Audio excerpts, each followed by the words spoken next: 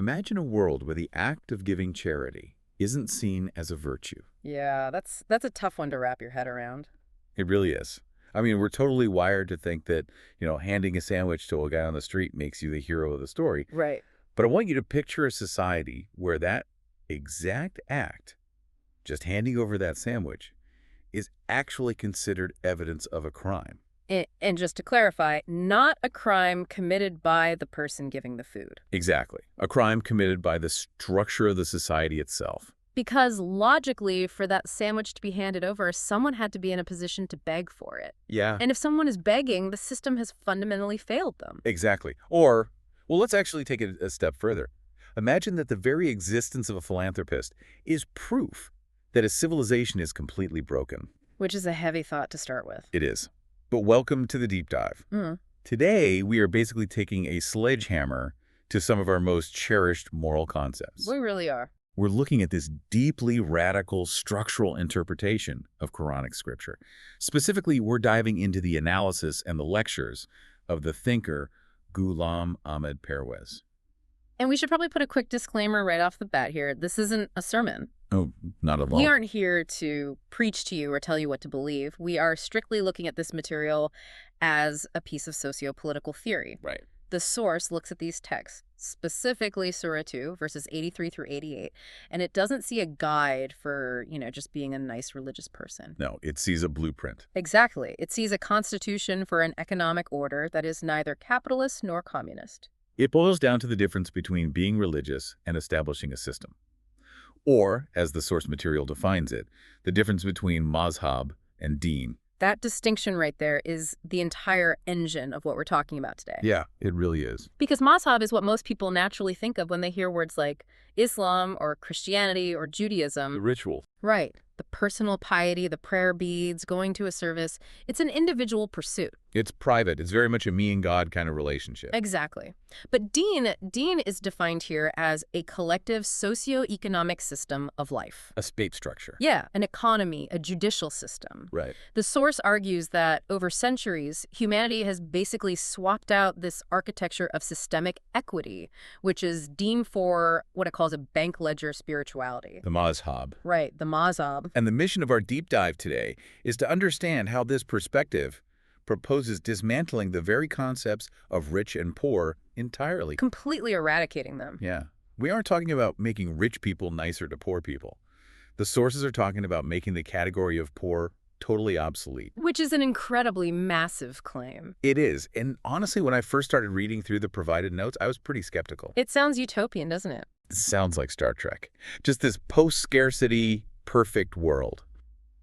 But as we get into this bank ledger concept, I think you'll see it's actually a really sharp critique of how we live right now. It really forces you to look at your own wallet and your own conscience in a very different way. So let's unpack this bank ledger trap. Yeah. Because this is the status quo, right? This is the water we are all swimming in. It is.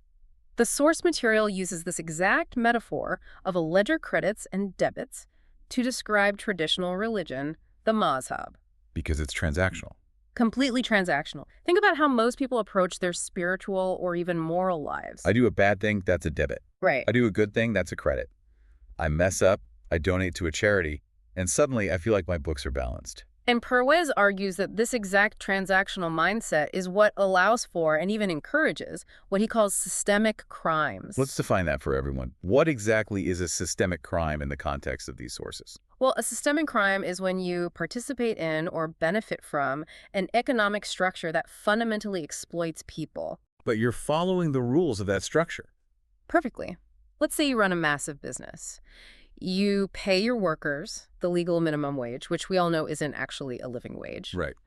You extract all that surplus value from their labor and you hoard the massive profits. In a standard capitalist sense, you are a glowing success. And legally, I haven't done a single thing wrong. I'm a pillar of the community. Exactly. But in the framework of deen, the source argues you are committing a massive crime against the balance of society. Because I'm actively creating poverty in order to create my own wealth. Yes. Now, here is where the bank ledger trap comes in.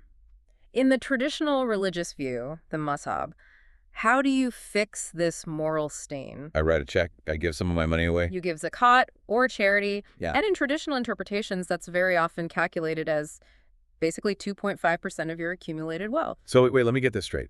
I make $1 million by exploiting a system that keeps my workers in poverty. Yep. I give away $25,000, which is that 2.5%. Right. And suddenly, the $975,000 that I keep is what? It's purified. Wow. That is the traditional logic. The source calls this an absolute trap. It argues that this mechanism just allows people to feel incredibly pious while maintaining an entirely oppressive status quo. It's basically spiritual money laundering. That's a pretty cynical way to put it, but honestly, it hits incredibly close to the mark of the critique. It's wild. The source says this creates a mindset of accumulating spiritual credit. The Arabic term is sawab. So the wealthy individual accumulates this sawab by, say, building a mosque, or feeding 100 poor people, or sponsoring an orphanage. Yes. And this is where the psychology of the analysis gets really dark. The notes specifically mention this as an ego trap. Break that down for us. It's one of the most compelling parts of the whole text. Perwez asks us to look closely at the psychological state of the two parties involved in any charitable transaction. You have the giver and you have the receiver. Exactly. When you give that 2.5% or when you hand that $5 bill to the person on the street, how do you feel in that moment? I mean, I feel good. I feel benevolent. I feel like a benefactor. Right. You walk a little taller. Your ego is stroked. Consciously or not, you have just proved your superiority in that dynamic. I'm saying I have, and I am choosing to give to you who have not. And what about the receiver? How do they feel? They shrink. They absolutely shrink. Their hand is literally the lower hand. The source describes this as a state of deep humiliation, indebtedness, and subjugated dignity. They just become a receiver of crumbs. So the act of charity, which we universally celebrate in our culture, is actually solidifying a toxic hierarchy. The giver gets an ego boost, and the receiver gets a dignity deduction. And the source points out that this specific dynamic is forbidden in the true Quranic system. There was an analogy in the text that stood out to me. It compares this spiritual credit approach to putting a patch on a tearing garment. It's a great visual. Imagine a piece of cloth that is constantly being pulled apart by two incredibly strong opposing forces. The force of capital accumulation on one side and the force of poverty on the other. Right. The cloth is ripping right down the middle. And the traditional mazhab comes along and just stitches a tiny little patch right over the rip. Exactly. It hides the tear. It sustains the garment just enough so it doesn't violently fall apart completely. But it doesn't stop the forces that are actually doing the ripping. Not at all. It acts as a pressure valve. Think about it historically. If the poor were literally starving to death in the streets, they might revolt. They'd burn the system down. Yes. So charity keeps them just alive enough to keep working, but nowhere near empowered enough to challenge the power structure. The source calls this systemic blindness. Because it creates a total separation in the mind.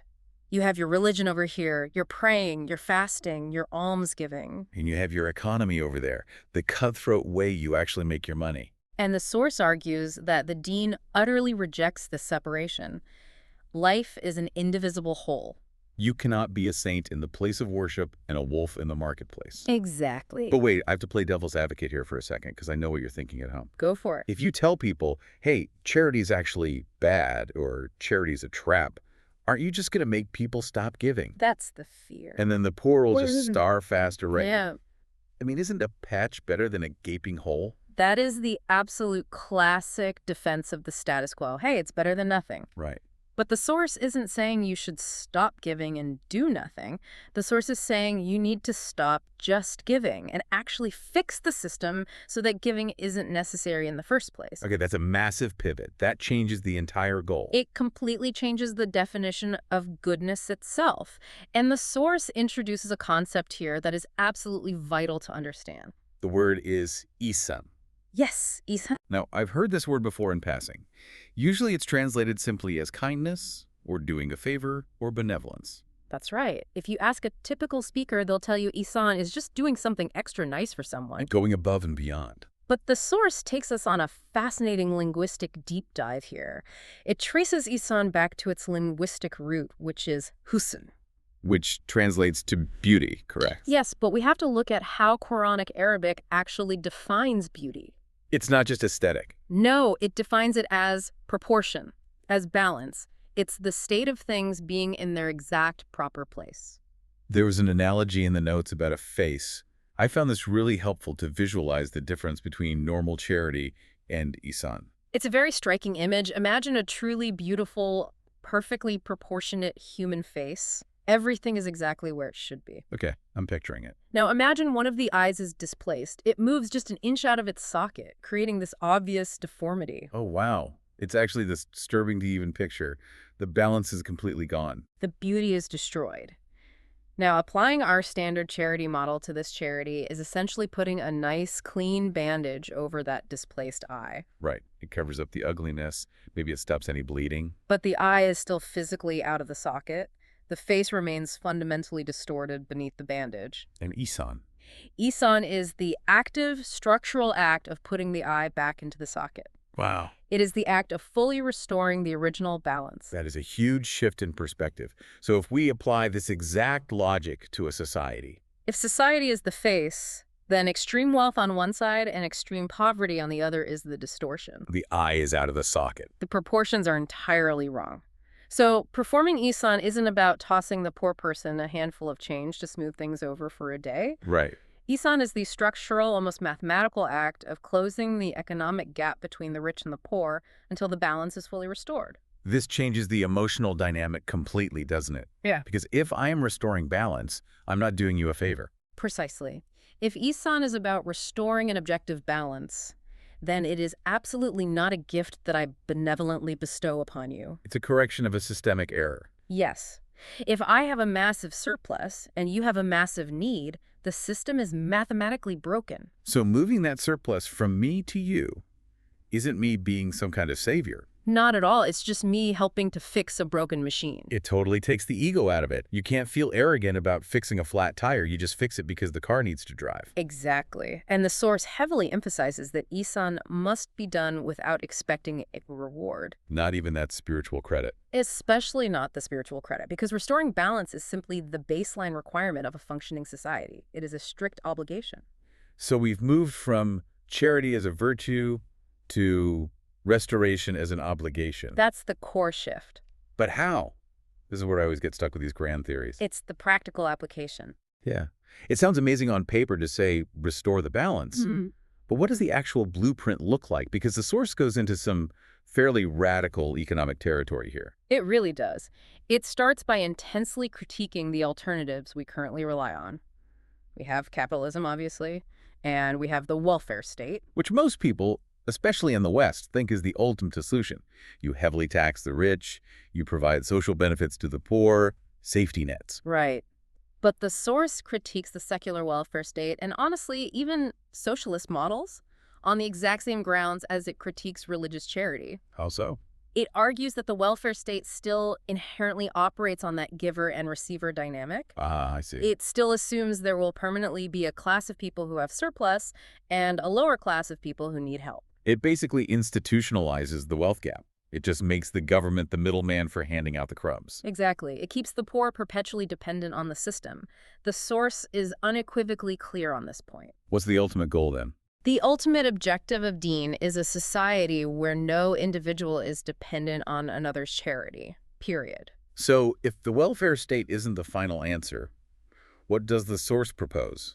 The text calls it the surplus mandate. Yes, the surplus mandate, this is based entirely on a specific Quranic term, al-afo. Right, the verse asks something like, they ask you what they should spend. And the direct answer given in the text is al-afo. And how do the sources define al-afso in this economic context? The source interprets it strictly as that which is surplus, or what is left over. The mandate is presented as absolute. Meaning? Individuals must return whatever is surplus to their genuine needs back to the society. Hold on. Whatever is surplus, that means everything. Everything beyond your actual genuine needs. That's not 2.5%. If you're wealthy, that's potentially 80 or 90% of your income. Correct. The goal is the complete and total eradication of the distinction between tavangar, which means the wealthy, and motaj, the needy. But who defines need? This is where the rubber meets the road, and it always gets tricky. It's the eternal question in economics. Right, because I might say I need a luxury SUV because I have a bad back. Or I might say I need a second home by the lake for my mental health. That is exactly where human nature tries to find loopholes. The source implies that need is defined by the baseline standard of the society at that specific time. So it scales with societal progress. Yes, but the underlying unbreakable principle is that you cannot hoard resources while others in the society lack basic necessities. It's about continuous circulation. Think of it like a body. Blood must flow to every single part of the body to keep it alive. If blood pools and hoards in one area, say the rich, it's a clot. And a clot causes a stroke. Exactly, the body dies. So the state acts as the heart, constantly pumping the blood back into circulation. That's the mechanism, yes. And this is a really important distinction to make because often people hear this total redistribution idea and immediately think, oh, this is just communism. They picture the state kicking down doors and seizing property by force. Right. But the source distinguishes this concept of Dean from communism in a subtle but totally vital way. Which is? In communism, the state takes your surplus by force, often entirely against your will because you are a subject of the state. Okay. In Dean, the individual voluntarily and willingly submits to this economic law because they fundamentally believe it is the divine law. Ah. It's an internal spiritual willingness to part with the wealth, which is then just facilitated by the state. Ideally, yes. It requires a total paradigm shift in the population's mindset. But the state is still there to ensure the mechanics of distribution actually happen. Because realistically, people aren't perfect. Right. And the source actually acknowledges this reality. It describes what it calls an interim period. Because you can't just snap your fingers on a Tuesday and have a perfectly balanced, classless society by Wednesday. Right. Absolute chaos would ensue. The economy would collapse. So how does the transition work? Perez explains that the state actively manages this interim period. It acts as that pump we talked about, systematically moving resources from where they are stagnant, the hoarded surplus of the rich, to where they are desperately needed. And this connects to a really fascinating mathematical concept the source brought up about geometric progression. Yes, the Malthusian economics reference. I really wanted to ask you about this. Normally, when we hear about Malthus, it's the idea that population grows faster than the food supply, leading to inevitable famine. Why is that concept being used here? The source uses it to perfectly illustrate the sheer scale of the poverty problem. Human needs, basically mouths to feed, increase geometrically. 2, 4, 8, 16. Exactly. Populations and their needs explode on a massive curve. But resources, if left to standard capital accumulation or just simple voluntary charity, only grow arithmetically. 1, 2, 3, 4. Right, it's a straight line. So the need curve is always getting steeper, completely outpacing the help curve. Exactly. If you rely purely on private charity, just random acts of kindness by rich people, you are essentially trying to fight a geometric fire with an arithmetic water hose. You will lose every time. The fire will inevitably burn the house down. So the surplus mandate, where all excess is returned, is the only structural mechanism powerful enough to match that geometric growth. Yes. By unlocking all surplus resources across the entire society, not just a tiny 2.5% fraction, you release enough energy and capital into the system to actually match the geometric progression of human needs. It's literally a mathematical argument for total resource redistribution. It really is. This also completely reinterprets the basic pillars of the religion too, doesn't it? Yeah. Because normally we think of salat as just the act of prayer and zakat as the act of charity. In the framework of Dean, those definitions are totally overhauled. They become structural. How does the source define salat then? The source defines salat not just as the physical motions of bowing and praying, but as the establishment of the system itself. The actual administration. Yes. It is the gathering of the people to uphold and execute these laws. It's the central administrative hub. And zakat. Zakat comes from an Arabic root meaning growth or purification. In this state system, zakat isn't a random tax you pay just to get into heaven. What is it? Zakat is the literal economic engine of the state. It is the physical mechanism that ensures the growth of every single individual by providing them with the necessary resources to thrive. So salat is essentially the administration and zakat is the economy. Precisely. They are the gears and the machinery of the state itself, not just private, isolated rituals you do in your bedroom. Okay, I want to pause here for a second. We've been talking very macro. Very high-level economics, yeah. Right. We're talking about the state, surplus mandates, geometric progression, the wealthy class.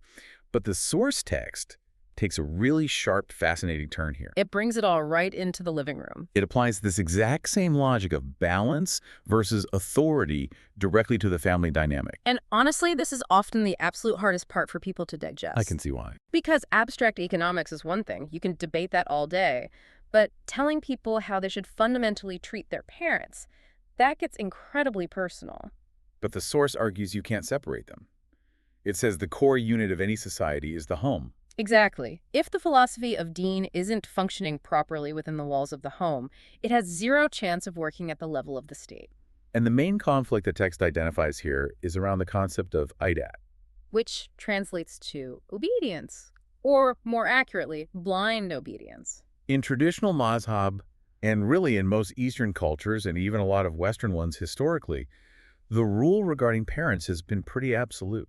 You must obey your parents, period. Because I said so. Right. I brought you into this world, I can take you out of it.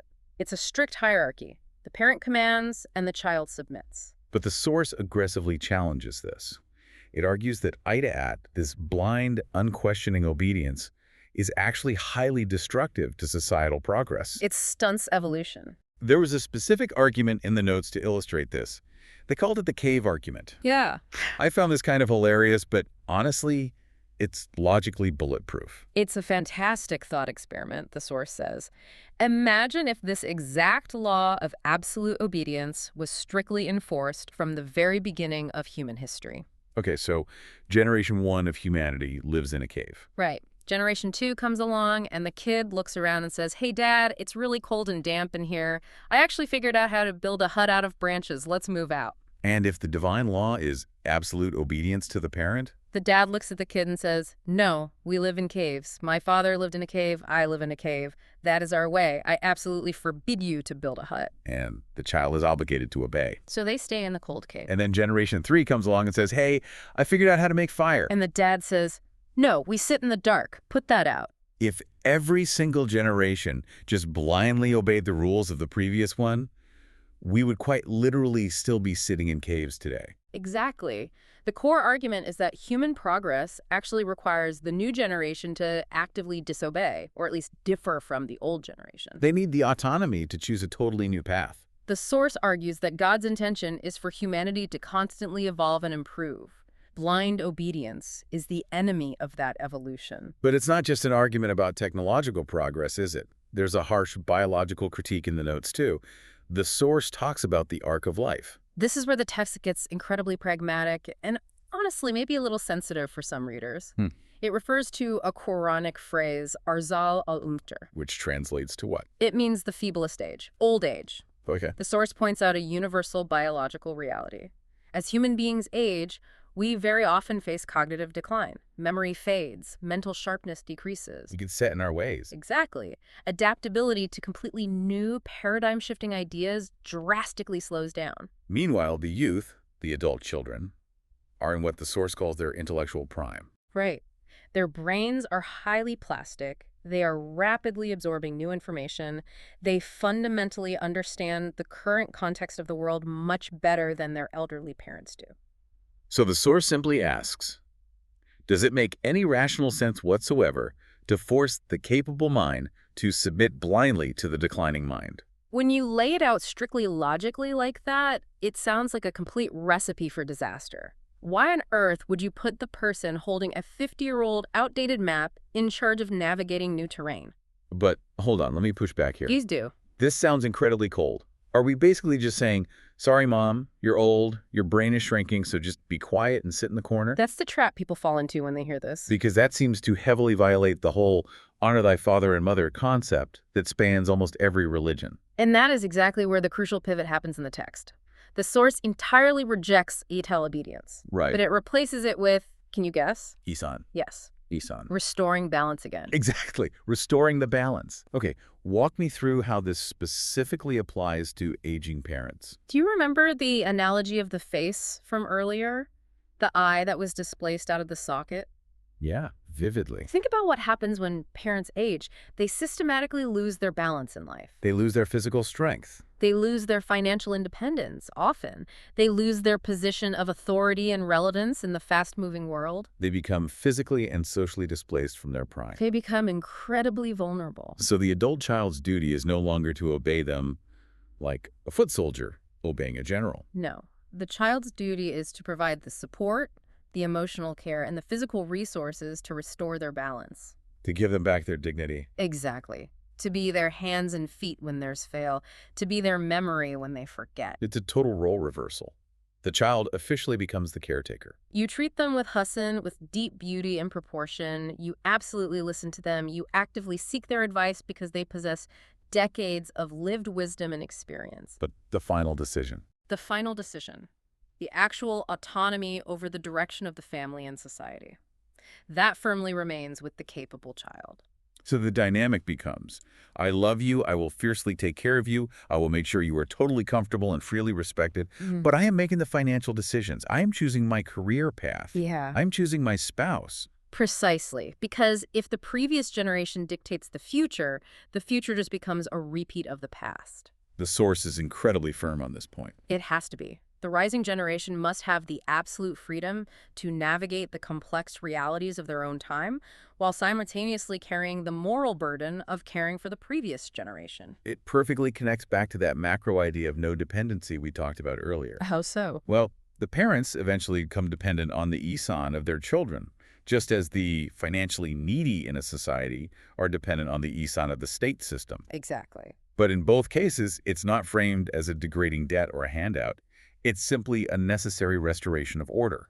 You are definitely seeing the underlying pattern here. It is all fundamentally about structural integrity. Right. Whether you are looking at the macro economy or the micro family unit, the goal is to keep the entire structure sound, upright, and continuously moving forward.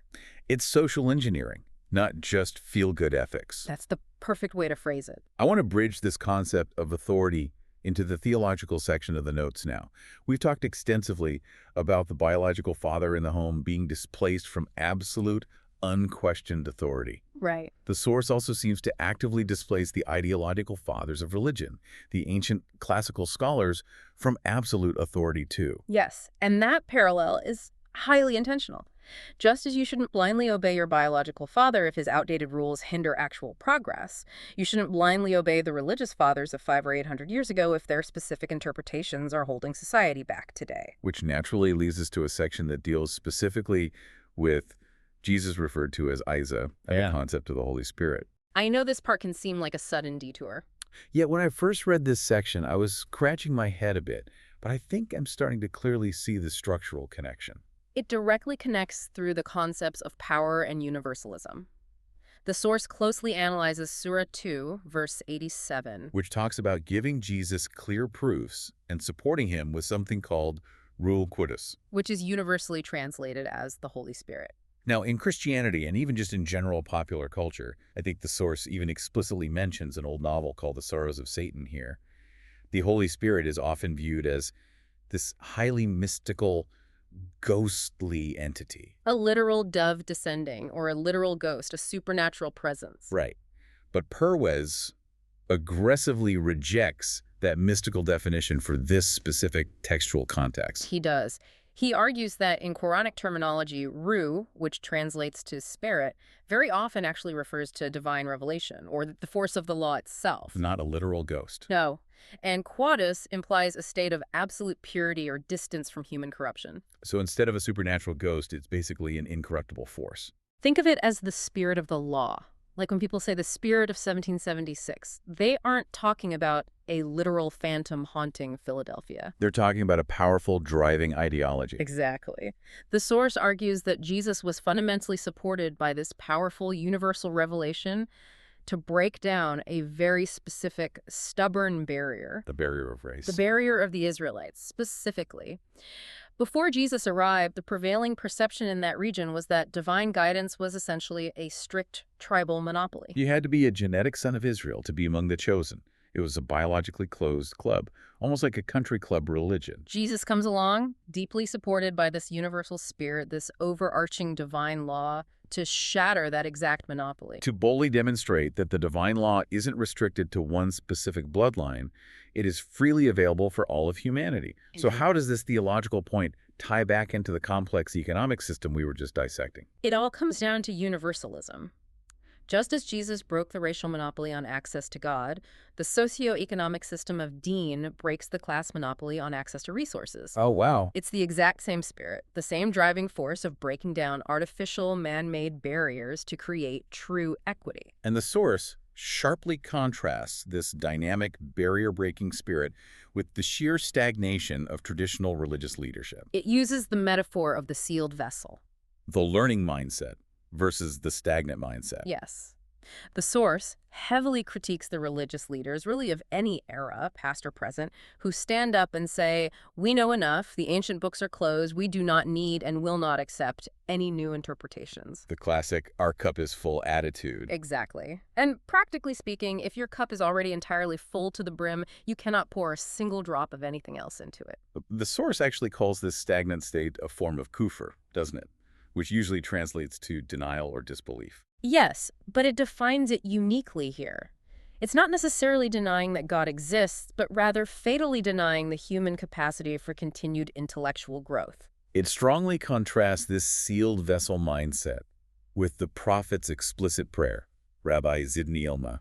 Which translates to, my Lord, continuously increase me in knowledge. Increase me. That inherently implies the process is never actually finished. It is an endless, continuous process of discovery. You never cross a final finish line of human knowledge. And that loops right back to the health of the system. How so? Well, a society that arrogantly thinks it has permanently solved economics or permanently solved family dynamics and just stops thinking, stops innovating. That society immediately begins to slowly die. It loses its structural balance. It essentially becomes that dark cave from the earlier analogy. Exactly. So if we take all of this together, the massive economic restructuring, the total shift in family autonomy, the continuous restless seeking of new knowledge, It's a lot to take in. it sounds like a total ground-up overhaul of how human beings live. It is nothing short of a revolution. But here is the ultimate catch in the source material. It explicitly warns against what I like to call the menu approach. The Buffett style of religion. Yeah, exactly. The listener might be thinking right now, hey, can I just take the nice spiritual parts, the quiet prayers, the fasting, the good feelings of giving a little charity, and completely leave all this radical, uncomfortable economic redistribution stuff behind? Can I just have my comfortable mazhab without the difficult deen? Right. The source is exceptionally harsh on this exact question. It flatly says no. It actually cites a specific verse. Do you believe in part of the book and entirely reject the rest? There was a medical analogy used here that I think really drives the point home perfectly, the doctor's prescription. It's such a brilliant analogy. Imagine a highly skilled doctor gives you a complex prescription containing 5 specific ingredients. Some of the ingredients are very sweet, like a soothing syrup. And some are incredibly bitter, perhaps like quinine or even trace amounts of a poison like arsenic. Which, crucially, in small balanced doses, might be the exact cure you need, but taken alone is totally lethal. Or just incredibly difficult to swallow. Right. Now, what happens if you look at that prescription and say, you know what, I'll gladly take the sweet syrup, the comforting daily rituals, because they taste good and they make me feel very spiritual, but I'm going to totally skip the bitter medicine, the painful economic redistribution, because it hurts my wallet. You obviously don't get cured of the disease. It's actually much worse than simply not getting cured. The specific chemical reaction the doctor meticulously planned never happens. Oh, I see. The sweet parts you took might actually violently interact with your disease and actively kill you, precisely because they weren't balanced out by the bitter parts. The system is a carefully balanced compound. It only works if all the structural elements are present simultaneously. So if you totally remove the strict economic justice, the religious rituals just become empty gestures. They become literal opiates. They completely delude you into believing you are perfectly healthy when you are actually dying from the inside out. That circles us right back to the spiritual credit trap we started with. Exactly. You arrogantly think you're incredibly pious because you faithfully took the sweet syrup. But the massive cancer of economic inequality is actively eating the society alive. And the source gives a very, very specific verdict on the inevitable consequence of this partial obedience. It doesn't just broadly say, you'll go to hell in the afterlife. Yeah. It says something very tangible about this current world. It declares that the inevitable result is societal humiliation in this world, followed by severe punishment in the hereafter. Humiliation in this world. That is a stark geopolitical statement. It is, and look at the historical evidence the source actively points to. It asks the reader to critically look at modern nations that are intensely religious on paper. Nations full of daily rituals, full of mazhab, full of people holding prayer beads. But simultaneously, these nations utterly lack hard scientific power, they lack basic economic equity, and they lack functional organizational structure. They are very often deeply dependent on other secular nations for aid. They are drowning in international debt. They are mostly consumers of foreign technology rather than actual producers of it. That exact state of dependency is the humiliation the text is warning about. They have the ancient book, but they totally lack the modern system. Meanwhile, the source sharply points out that nations, even entirely secular ones, that strictly follow the physical laws of nature. Which the source fundamentally argues are an integral part of God's wider system. Right. Nations that establish deep economic equity, strong social welfare, and relentless scientific progress. Those nations actually succeed materially. They possess actual dignity and power in this world. So the source is fundamentally arguing that God's law isn't just about scoring points for the afterlife, it's about observable cause and effect right here, right now. Yes, if you arrogantly break the physical law of gravity, you will fall and hit the ground. And if you arrogantly break the mathematical law of economic balance, your entire society eventually collapses. Exactly. You simply cannot pray your way out of a fundamentally broken economic system. You actually have to build and fix the system. That is the essence of Deen. Wow. This has really been a whirlwind of a deep dive. We've covered a massive amount of ground. We've gone from redefining charity to structural social engineering, from blind parental obedience to filial autonomy, from the Holy Spirit to economic surplus mandates. It is an enormous amount to unpack mentally. And I honestly think for a lot of listeners, this material is deeply jarring. It strips away all the cozy, comfortable feelings usually associated with religion. It really does. It turns it into hard work. It turns it into a massive collective responsibility. But at the same time, it also makes it incredibly powerful. It attempts to turn faith from a passive feeling into a tangible force for massive structural change. So let's try to concisely summarize this long journey for the listener who has been tracking with us. We started with the concept of the bank ledger. The dangerous trap of thinking. We can literally buy our way into heaven with pocket change while willfully ignoring the massive machine that creates the poverty in the first place. Then we moved to the true definition of ihsan. The absolute duty to structurally restore balance, to mathematically put the eye back in the socket, to fix the broken proportions of society so that the massive gap between the rich and the poor permanently vanishes. Then we talked about the radical surplus mandate. The strict requirement to voluntarily return everything beyond our basic needs back to the collective, entirely eradicating the human class system, carefully managed by a state that acts as a heart-pumping resources. And we applied that to the family. Moving away from blind, unquestioning obedience to providing compassionate care, actively allowing the new generation to autonomously lead while fiercely restoring the lost dignity of the old generation. And finally, that severe warning against partiality. You cannot just pick and choose the easy, sweet parts. It is an all-or-nothing compound system. Because a half-built bridge doesn't just safely get you halfway across the roaring river. It inevitably drops you into the water to drown.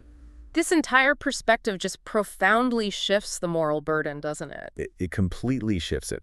It moves the goalpost from feeling good about giving away your excess to aggressively questioning why the extreme need even exists in the first place. It forces us to ask some very dark, uncomfortable questions about our own motives. Like, if I feel really good about being a wealthy benefactor, am I secretly, subconsciously hoping for people to permanently remain needy just so I can keep playing the hero? Deen fundamentally says the ultimate goal is to make the benefactor totally obsolete. That is a staggering thought. And honestly, it leads me directly to the final provocative question I want to leave our listeners with today. A question derives straight from the cold logic of these sources. Lay it on us. We currently live in a global culture that actively celebrates billionaires who give away fractions of their millions. We throw them massive galas.